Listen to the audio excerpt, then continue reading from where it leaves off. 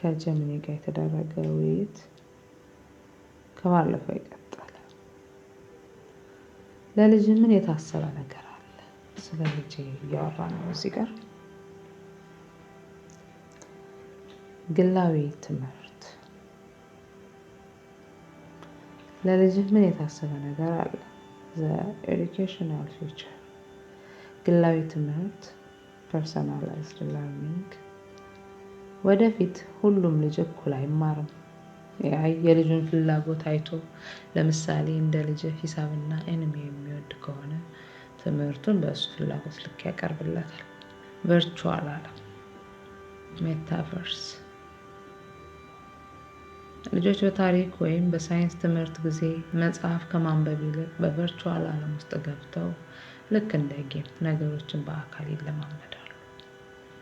Image showing a child wearing VR goggle interacting with 3D mathematical model in a futuristic classroom እንደ ወላጅ ምን ማድረግ ትችላለህ? ልጅህ የወደፊቱ ዓለም መሪ እንዲሆን ከፈለክ መሳሪያዎችን አታርቀው። ኤአይን፣ ጌምንና ቴክኖሎጂን እንደ ጠላት አትያቸው። ይልቁንም እንዴት ለበጎ ዓላማ እንጠቀምባቸው የሚለውን አሳየው። ምርምርን አበረታታ። ይህ ነገር ለምን እንዲህ ሆነ ብሎ መጠየቅ ወደፊት ትልቁ ስራ ነው። ሰብአዊነቱን አሳድግ። ከኮምፒውተር ውጭ ካሉ ሰዎች ጋር እንዲግባባ፣ እንዲራራና እንዲጫወት አድርገው። ይህ ኤአይ ሊተካው የማይችለው ብቸኛው ነገር ነው። ማጠቃለያ የወደፊቱ ዓለም ለልጆችህ አይነት ሂሳብ ለሚገባቸው እና በሲስተም ለሚያስቡ ልጆች የተመቸች ናት። እሱ አሁን ጌም ውስጥ ያለውን ለማሸነፍ የመሮጥ ፍላጎት ወደፊት ዓለምን የመለወጥ ፍላጎት ሊሆን ይችላል። ልጅህ ስለ ኤአይ ሰው ሰራሽ አስተዋይነት ሰምቶ ያውቃል? ወይም እኔን ጀሚኒን አንድ ጥያቄ ጠይቀው ብትለው ምን የሚጠይቀኝ ይመስላል? የልጁን የማወቅ ጉጉት ለመፈተን ትልቅ አጋጣሚ ነው።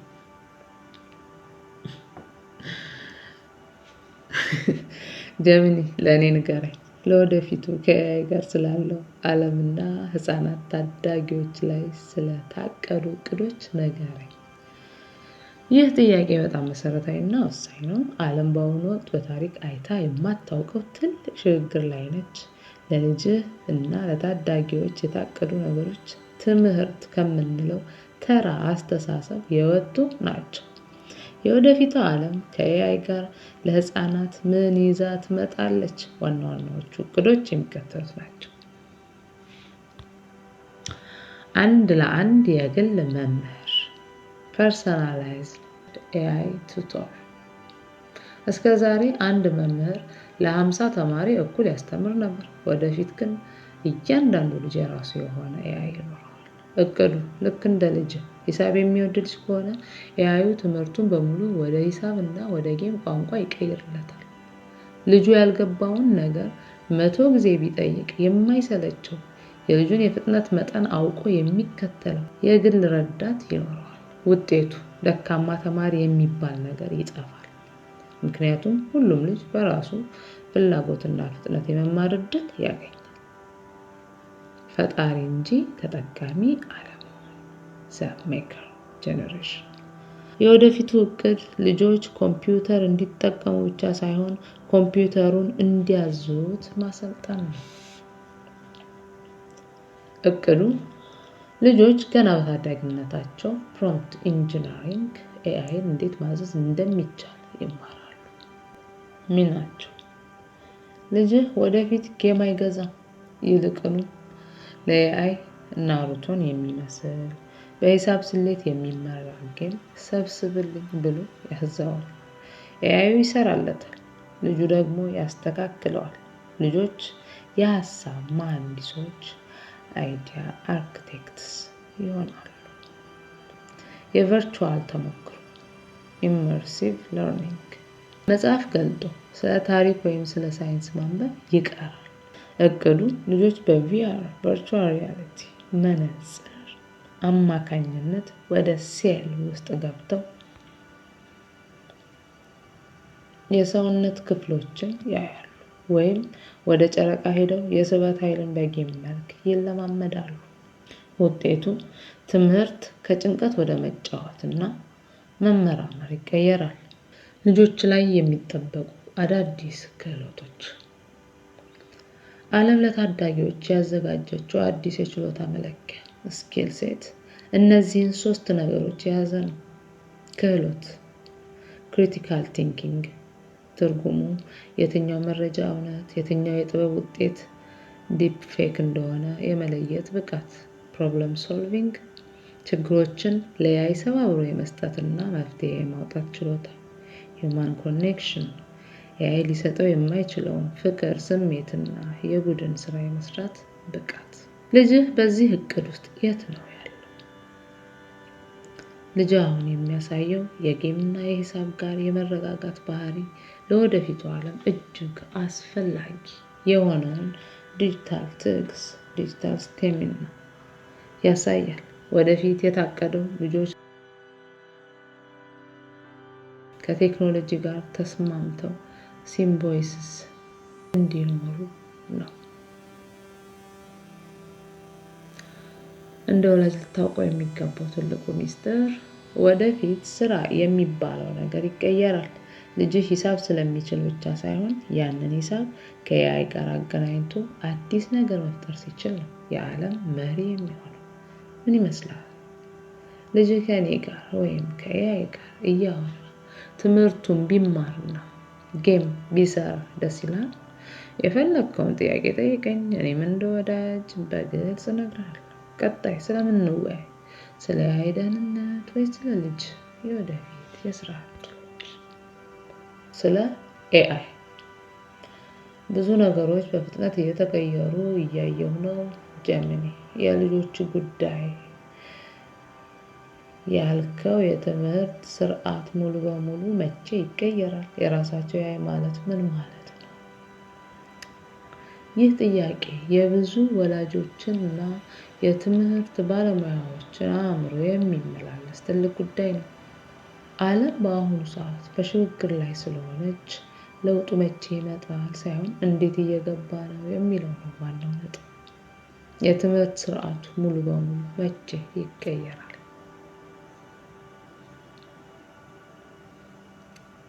ለውጥ በ3 ደረጃዎች ነው እየመጣ ያለው። አሁን 2024 እስከ 2026 መቃኘትና መልመጃ።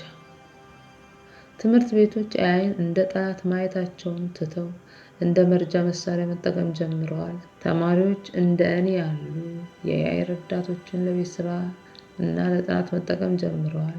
ከ2 እስከ 5 ዓመታት ውስጥ እስከ 2030 የስር ነቀል ለውጥ ወቅት። በብዙ የበለጸጉ ሀገራት የአንድ አይነት ፈተና ለሁሉ ስታንዳርዳይዝ ቴስቲንግ ስርዓት እየፈረሰ ይሄዳል። ፈተናዎች ከማስታወስ ይልቅ ችግር መፍታት ላይ ያተኩራሉ። ከ10 ዓመታት በኋላ ትምህርት ቤት የሚለው ትርጉም ይቀየራል። የግድ አንድ ክፍል ውስጥ ተቀምጦ መማር ሳይሆን ልጆች ካሉበት ሆነው በቨርቹዋል ዓለም ውስጥ በተግባር የሚማሩበት ጊዜ ይሆናል።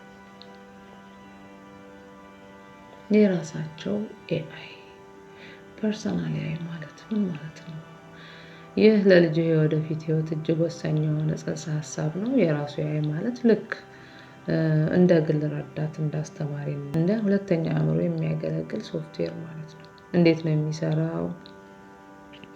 ልጁን ያጠናዋል። ይህ ኤአይ ልጁን ከልጅነቱ ጀምሮ አብሮት ያድጋል። ልጅህ ሂሳብ እንደሚወድ፣ አኒሜ እንደሚያይ፣ በፍጥነት እንደሚያሰላና የት ጋር እንደሚቸገር ያውቃል። ትምህርትን ያጣጥማል።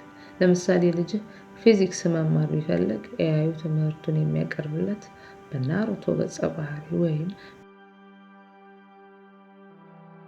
በፍሪ ፋየር ጌም ስልት ውስጥ አድርጎ ነው። ፍሪ ፋየር፣ ናሩቶ እያልን የምናወራው እንግዲህ ልጄ ይወዳል ልጄ እያልኩ ያወራሁትን ነገር ይዞ ነው።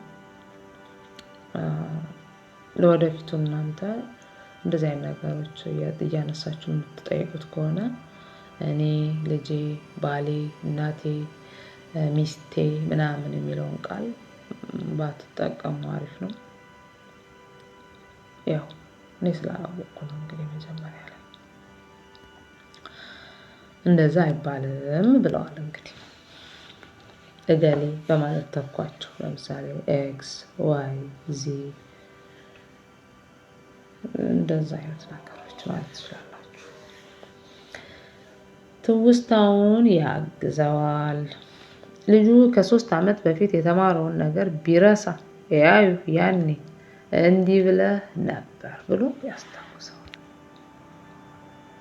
በአጭሩ የራሱ ኤአይ ማለት ልጁን የማይሰድብ የማይቆጣ የልጁን ድክመትና ጥንካሬ አውቆ ሁሉ ጊዜ ከጎኑ የሚቆም ልዩ ዲጂታል ጓደኛ ማለት ነው። በዚህ አዲስ ዓለም ውስጥ የልጅህ ሚና ልጅህ ሂሳብ ደብተር ላይ ሲሞላ የምታየው ጥረት ወደፊት ወደሚከተለው ይቀየራል። ኤአይን መምራት ቱቶሪንግ ልጅህ ሂሳቡን ለኤአዩ ያስረዳዋል። ይህንን ቀመር ተጠቅመህ ይሄን ጌም ስራልኝ ብሎ ያዘዋል። ውሳኔ ሰጭነት ኤአዩ 10 አማራጭ መፍትሄዎችን ያቀርባል። ልጅህ ደግሞ የትኛው ለሰው ልጅ የተሻለ እንደሆነ መርጦ ይወስናል። እንደ ወላጅ ምን ዝግጅት ማድረግ ትችላለህ? ፍርሃትን ማስወገድ ቴክኖሎጂው ልጁን ደነዝ ያደርገዋል ብለህ አትስጋ። ይልቁንም እንዴት በብልሃት እንጠቀምበት የሚለውን አብረኸው መሰረታዊ እውቀት ወይም ሂሳብ ልጅህ ሂሳብ መውደዱ ትልቅ እድል ነው። ኤአይ የሚገነባው በሂሳብ ነው። ሂሳብ የሚያውቅ ልጅ ኤአይን በቀላሉ ማዘዝ ይችላል። ጥያቄ እንዲጠይቅ ማበረታታት ወደፊት ትልቅ ብልህነት መልስ ማወቅ ሳይሆን ጥሩ ጥያቄ መጠየቅ ነው። አንድ ሀሳብ መስጠት ዛሬ ማታ ልጅ ሲጫወት ወይም ሂሳብ ሲሰራ እንዲህ በለው። ወደፊት አንተን ብቻ የሚያግዝ በጌም መልክ ትምህርት የሚያስረዳ የራስህ ኮምፒውተር ኦር ኤአይ ቢኖርህ ደስ ይላል። የእሱ ምላሽ የልጁን ዝግጁነት ይነግራል።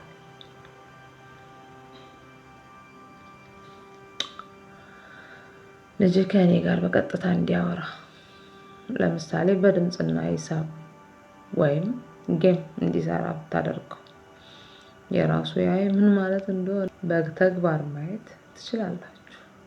ልጁን ላውራው ወይስ አንተ ቀጣይ የምትጠይቀኝ ነገር አለ? ጀሚኒ አንተን መጠቀም እኮ መለማመድ መኖር አለበት። እነሱም ያውቃሉ።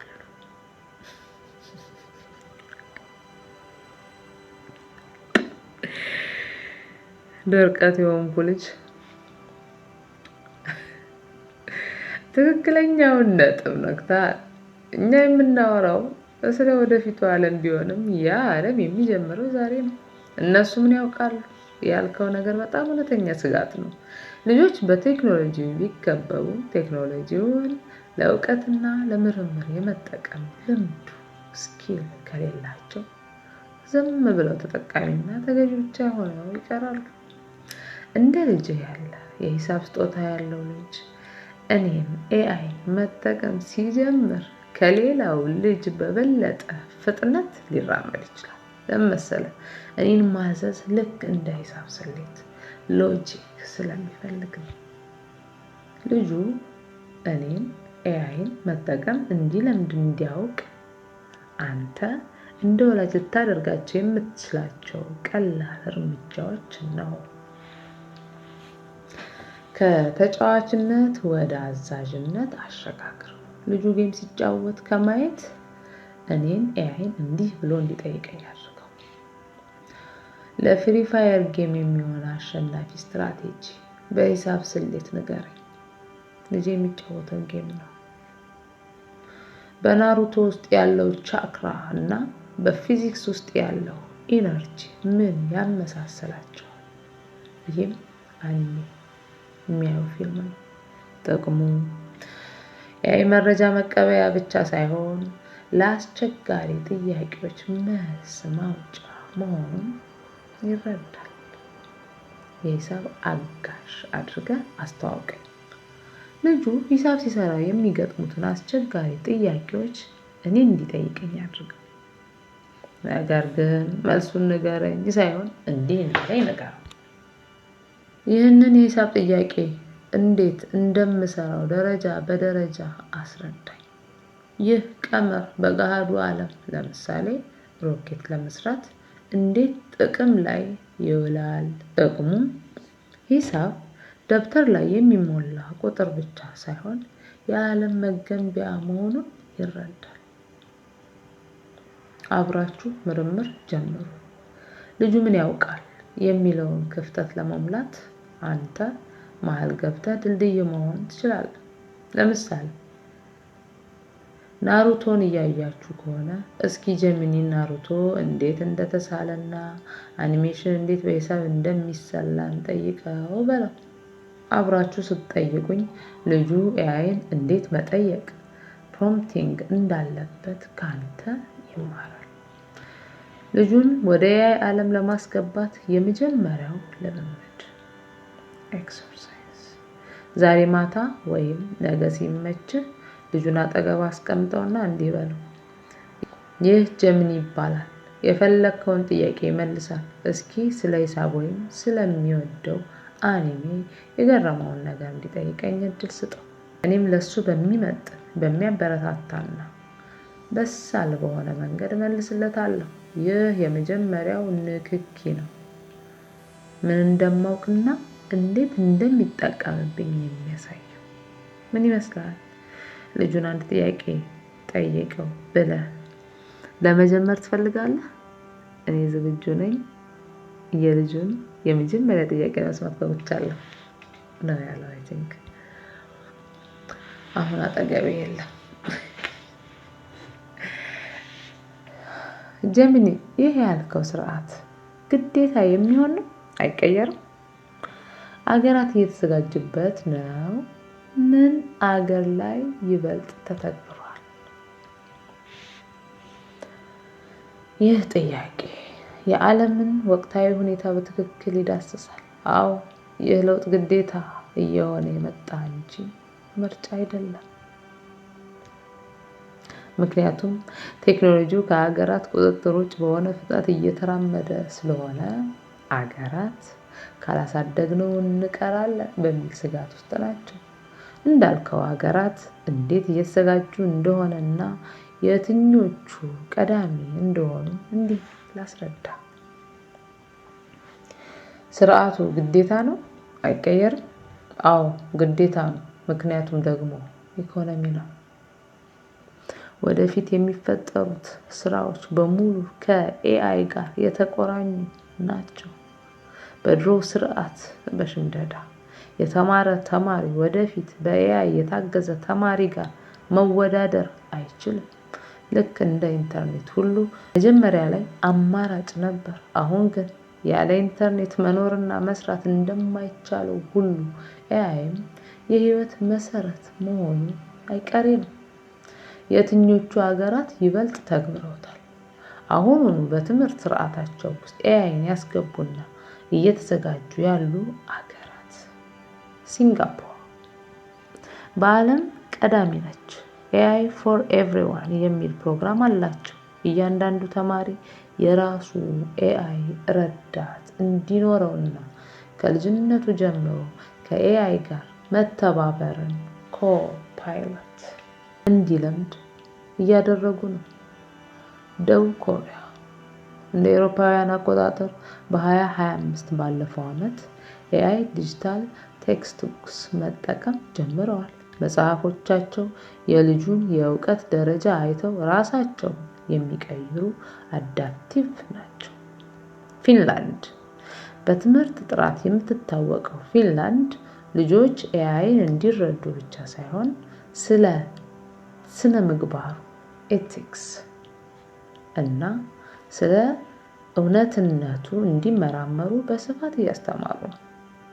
ቻይና እና አሜሪካ እነዚህ ደግሞ በቴክኖሎጂ ግንባታ ላይ በቢሊዮን የሚቆጠር ዶላር እያፈሰሱ ነው። በተለይ በቻይና በኤአይ የታገዘ ትምህርት ስማርት ክላስሩም ላይ በጣም ርቃ ሄዳለች። አገራት እንዴት እየተዘጋጁበት ነው? አገራት ለውጡን ለመቀበል 3 ዋና ዋና ስራዎችን እየሰሩ ነው። የመምህራን ስልጠና መምህራን መረጃ ሰጪ ከመሆን ይልቅ አሰልጣኝ ኮች እንዲሆኑ እያደረጉ ነው። የፈተና ስርዓት ለውጥ ይህንን ጥያቄ መልሱ ከሚል ይልቅ ይህንን ችግር በኤአይ ታግዛችሁ ፍቱ የሚሉ ፈተናዎችን እያዘጋጁ ነው። የመሰረተ ልማት ዝርጋታ ፈጣን ኢንተርኔት እና ኮምፒውተር ለሁሉም ተማሪ ለማዳረስ እየሰሩ ነው። ለእኛ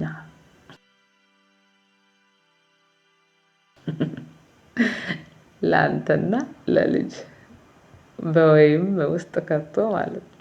ትርጉሙ ምንድነው? ልጅህ ያለበትን ሁኔታ ብንመለከት መልካም አጋጣሚ ልጅህ አሁን ሂሳብና ቴክኖሎጂ ወይም ጌም መውደዱ በሲንጋፖር ወይም በአሜሪካ ካሉ ልጆች ጋር እኩል የመወዳደር ተፈጥሯዊ ዝግጁነት እንዳለው ያሳያል።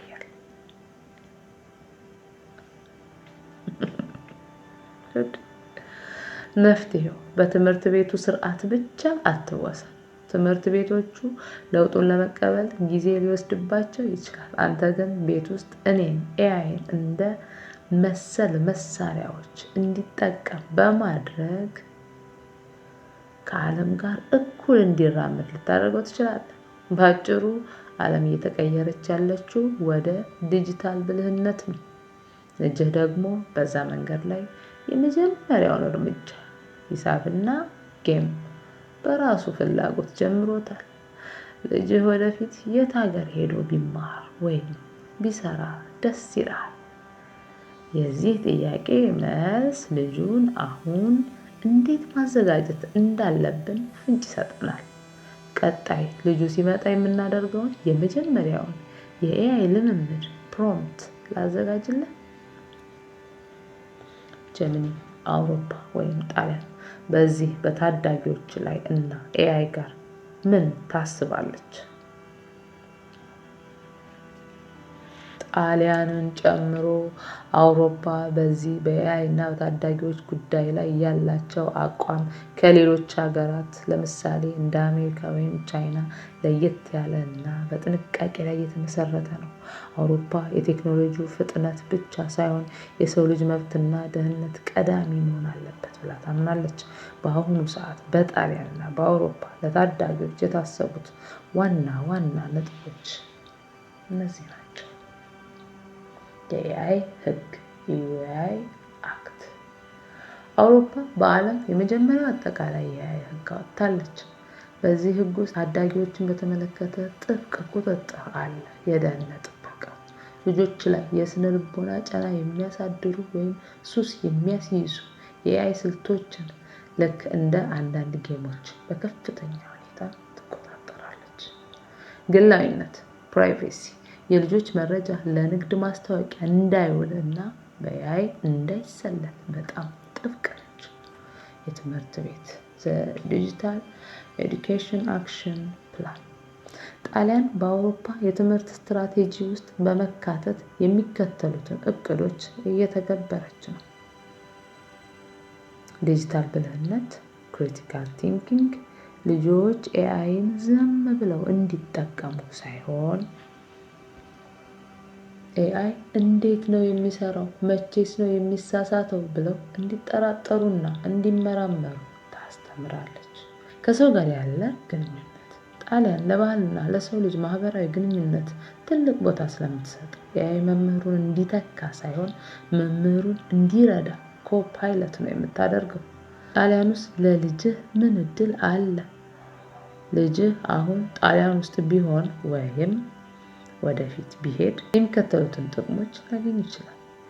ስነ ምግባራዊ ቴክኖሎጂ ኤቲካል ቴክ ልጁ ቴክኖሎጂውን ብቻ ሳይሆን ቴክኖሎጂውን ለሰው ልጅ ጥቅም እንዴት ማዋል እንዳለበት በሰከነ መንገድ ይማራል። ጥራት ያለው የሂሳብ ትምህርት የአውሮፓ የሂሳብ ትምህርት አሰጣጥ በጣም ጥልቅና ለምርምር የሚገፋፋ ነው። ይህም ከልጅ ስጦታ ጋር ይገጥማል። እንደ ወላጅ ሊያሳስብህ የሚገባው የአውሮፓ ስጋት አውሮፓ ከሌሎች ሀገራት በበለጠ የምትሰጋው በሁለት ነገር ነው። ማህበራዊ መገለል ልጆች ጌምና ኤአይ ላይ ብቻ አተኩረው ከሰው ጋር ያላቸው ግንኙነት እንዳይቀንስ ትጨነቃለች። የፈጠራ ችሎታ መቀነስ ኤአይ ሁሉንም ነገር ከሰራላቸው ልጆች ማሰብ ያቆማሉ የሚል ስጋት ስላላት በተቻለ መጠን ልጆች በራሳቸው እንዲሰሩ ታበረታታለች። ማጠቃለያ አውሮፓ ወይም ጣሊያን ለልጅህ የምትሰጠው ትልቁ ነገር ሚዛናዊነት ነው።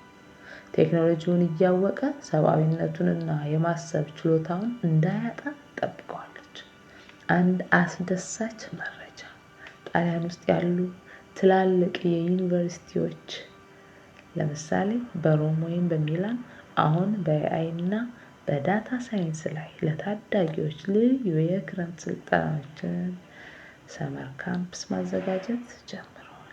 ልጅ ጣሊያን ውስጥ የመማር ወይም የመኖር እድል ቢኖረው በዛ ባለው የጥበብና የቴክኖሎጂ ቅልቅል ውስጥ ትልቅ ቦታ ሊኖረው ይችላል።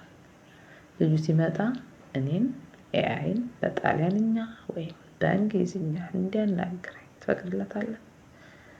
ይህ ቋንቋን ከቴክኖሎጂ ጋር ለማለማመድ ይረዳዋል።